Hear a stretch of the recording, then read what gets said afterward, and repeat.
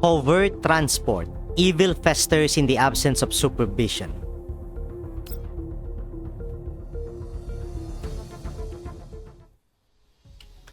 Two months after joining Mangi Security. Having just wrapped up a task, Nikita runs into David in the hallway. Hey, Nikita. Haven't seen you since your onboarding. How's it going? Settling in all right? More or less. Whoa, your Robodog actually passed approval. HR must really like you. So, how's the pay? Must be enough to get the kids at the orphanage something better, huh? Isn't it explicitly stated in our contract that we were not to discuss salary with co-workers? Oh, don't be so rigid, but fine. It's cool if you want to keep it to yourself. The salaries of dolls and humans aren't exactly comparable to begin with. Oh, right, Nikita. Come to Hangar 3 after lunch. I will introduce you to the team you will be doing next week's long-haul transport mission with. Long-haul transport? What? No one told you yet? Hang on, let me check. Nikita pulls out her terminal, which shows an unread task on her checklist. Haha, you've got to check your task list on time. That's something dolls should be better at than humans, right? Man, I'm telling you, this is one of the company's key transport routes. Usually, only the bets get. David frowns as he notices that Nikita is still focused on her terminal. Nikita? You listening? I heard everything, but I've got something to do right now. See you this afternoon, Captain David. Let's go, Coolidge. Hey, wait, I'm not finished. Before David can react, Nikita has already rushed off with her mechanical dog.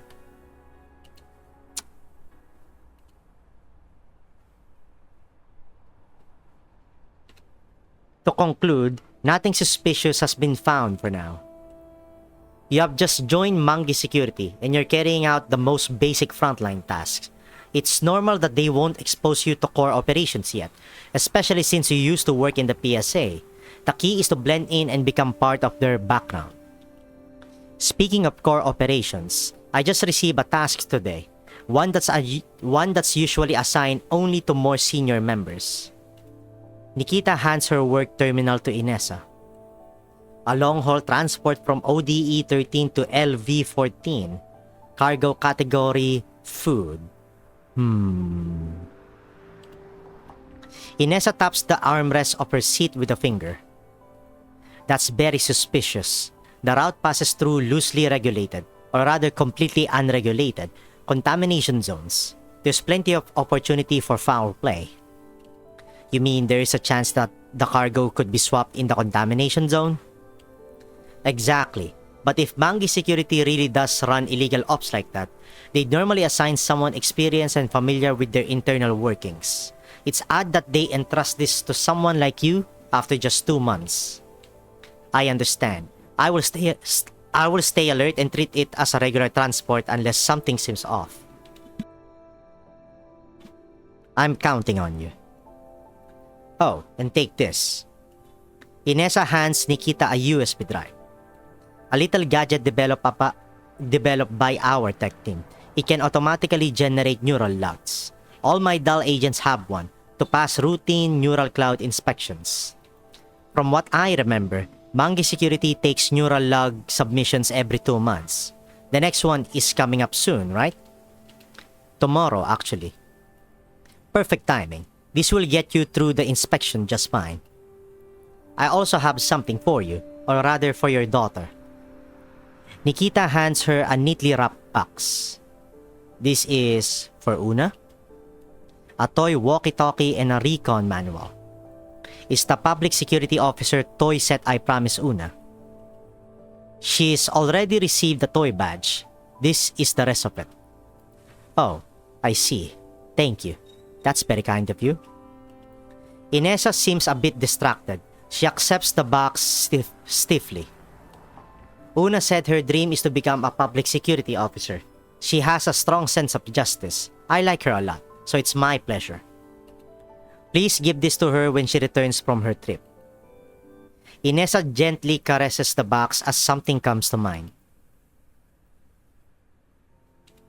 Mama, the day after tomorrow is my birthday. The investigation shows... What did you say? Una's birthday is the day after tomorrow. Ah, right, sweetheart. Happy birthday. What gift do you want? I want the new security officer outfit from Disneyland. Can I have it, Mama? Of course. Once Mama finishes this report, we'll go buy it together, okay?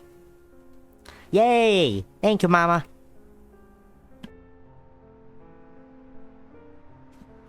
In the end, that case was too complicated and it completely slipped my mind. But Una never brought it up again. When that case was closed, she even baked me cookies to celebrate. She really is such a considerate child. She is so warm-hearted, she deserves the world. Ahem. Realizing she's gotten emotional, Inessa clears her throat and puts on a polite smile. Anyway, thank you, Nikita. Una may be away for a while, but I will make sure to pass on your kindness. No need to thank me. Nikita isn't sure if it's her imagination, but Inessa's smile seems a bit forced. After Nikita leaves, Inessa sits alone on the sofa and dials a number on her terminal. The ringtone lasts a long time before the other end finally picks up. It's me.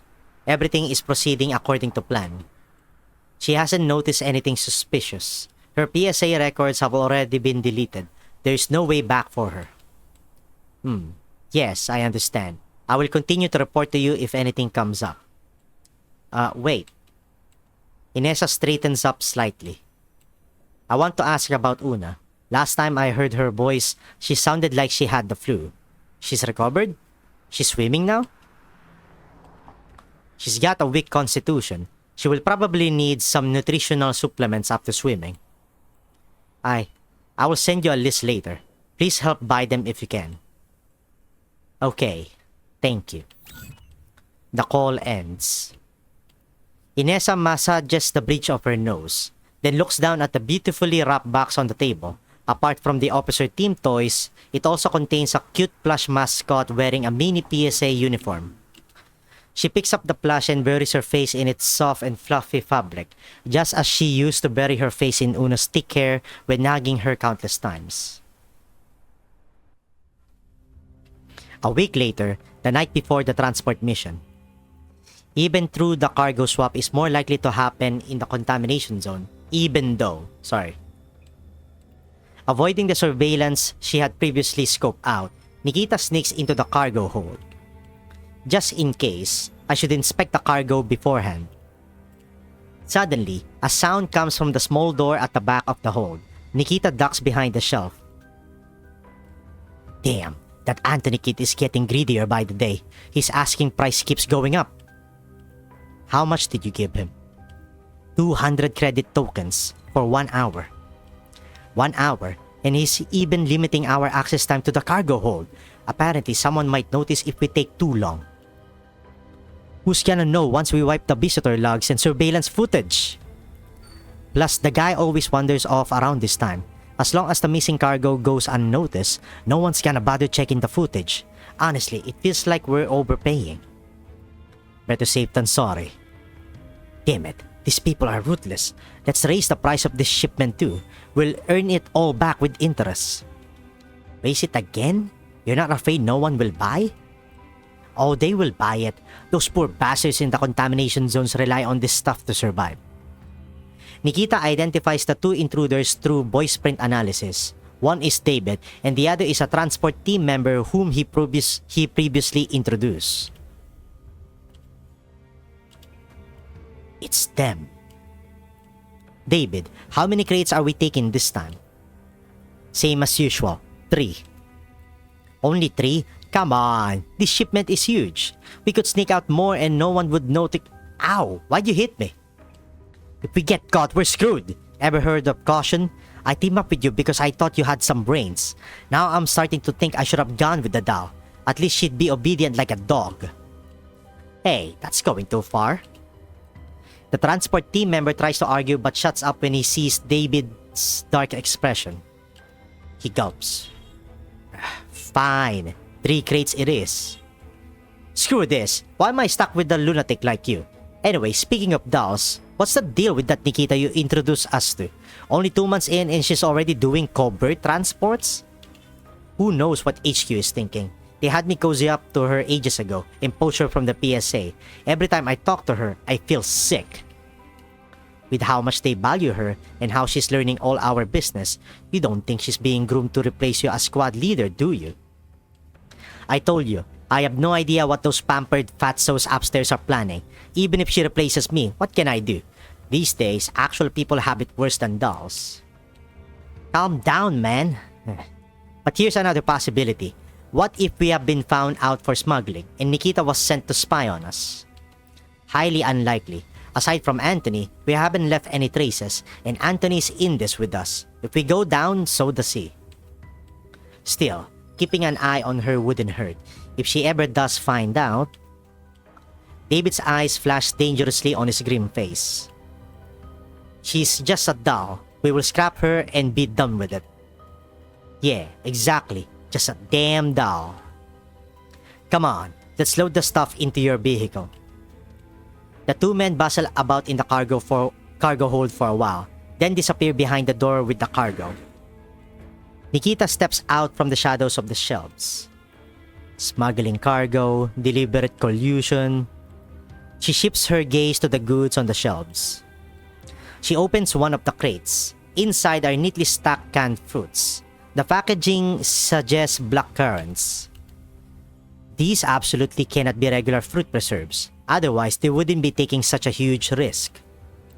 Nikita reaches toward the crate, but quickly withdraws her hand. It's not the time yet. I need to find a chance to investigate David. He just said load the stuff into your vehicle. Mangi Security's transport convoy enters a bleak town in the contamination zone and stops at a supply station. David, the transport squad leader, gets out of the vehicle, followed closely by Nikita. Watching the station staff bustle around refilling water and recharging the truck, David makes a remark. Even in a hazmat suit, I can feel how foul the air is. It's suffocating. How do these people get used to surviving in this kind of environment? Oh, right, I almost forgot. You are a doll. Guess robots don't need to breathe, huh? Though you do mimic the action. That's just to simulate human breathing to avoid triggering the uncanny valley effect. Dolls don't actually need to breathe. How thoughtful. Anyway, Nikita, I'm stepping away for a bit to buy some stuff. Keep an eye on things here. An explosion cuts him off. Several ramshackle armored cars and motorbikes roar past, kicking up thick clouds of dust. It's Jaegers! Why are they suddenly... David visibly panics in the face of the Jaegers assault. Captain David, order everyone to combat readiness and evacuate the civilians. I will hold the front line. I'm the captain. I don't need orders from a doll. Just go! Boys, look what we got here. Fresh meat. Slaughter them all!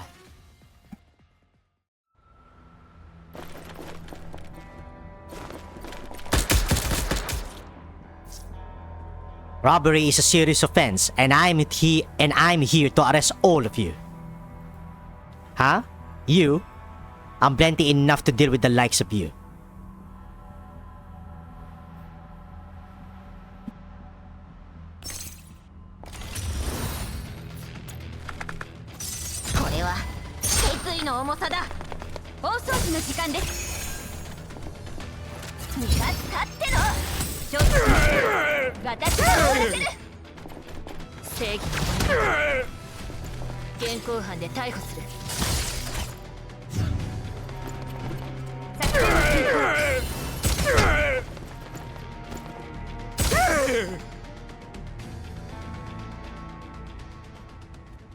Nikita moves through the battlefield like a panther, her actions efficient and lethal without any flash moves. For those who glimpse her even briefly, it's already too late. Their fate is sealed. Wait, this transport team's got a doll that strong? Our intel must have been wrong. Screw the intel. Just grab what we can or this whole trip's wasted. Okay, you draw the tin can's attention, I will hijack the truck and drive off. Whatever we get is ours. You're sending me into the line of fire while you make off with the loot? You think I'm a damn fool? A dirty rust bucket like you dares to lay a hand on my bros? You're so dead. As one of them revs a motorbike and charges at Nikita, the two men stop arguing and exchange a look. Let's go, bro. Split the take. Ha, my thoughts exactly. Not far away, Nikita notices the suddenly moving monkey security transport vehicle and immediately spots the two sneaky men in the cab. She checks her sidearm, dashes up the nearby ladder in 3 quick steps, then hurls herself toward the charging Jaeger biker. Huh? Wait. She kicks him off the motorbike mid-charge, grabs the handlebars mid-air, and swings herself onto the bike using its momentum. After steadying it, she guns the throttle and speeds after the truck.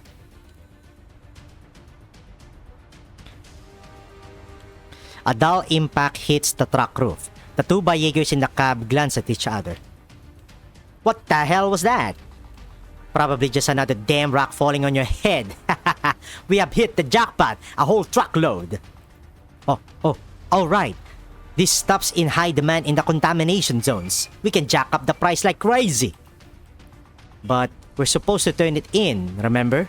Knowing the boss, how much do you think we will actually get? You've got a point. Maybe we should just pocket it all? Are you insane? Still, if we just skim a little off the top. Gunshots ring out before he finishes. Bullets pierce the window, hitting the driver's hand with deadly precision. Blat! The truck veers widely across the terrain. The two inside are tossed around like ragdolls. Nikita seizes the moment and leaps through the shattered window. Grabbing the steering wheel with one hand, she aims her gun with the other and fires 2 precise shots into their legs.